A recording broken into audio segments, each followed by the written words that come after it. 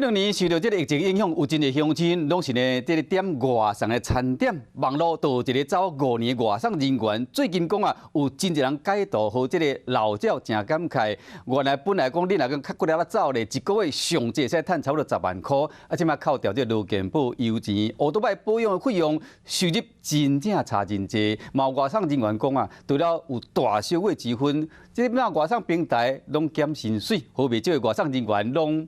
无想要做啊！骑奥多摆酷酷撞，外送员有单着接。这几年外送生意强强滚，加上疫情影响，民众佮办大出门，拢叫人送过来。到资深老鸟伫咧网络顶去嗨，最近愈谈愈少，大家拢决定转行，无想要佮做这道。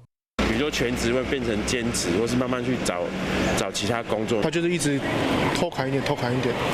他可是也没办法，就是要跑还是要跑，还是。做外送的拢感受到，尤其拄到外送小月，亲像228年假拄到第一波梅雨情，含双十连假后，这段时间天气真好，民众大多数拢食路口，就算外送员过来伫咧走，啊无单通接，平台可以顺续减你的奖金。油钱，甚至保养费、电话费等等跟劳健保，其实它基本上算是固定的。薪水变少的情况下，工时相对的越来越长。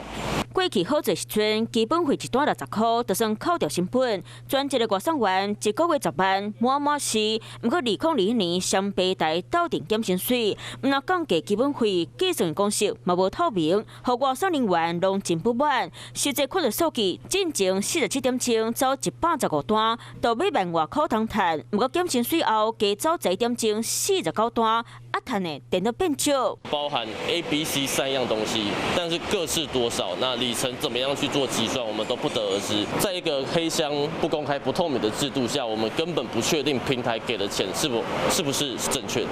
外送工会就呼吁平台应该提供清楚计算公式，莫甲人的薪水减了伤济，啊无人要做，大家叫外送得等愈久。 我是吴依璇，想要跟我一起看新闻吗？现在就打开华视的 YouTube 频道，按下订阅，还要开启小铃铛哦。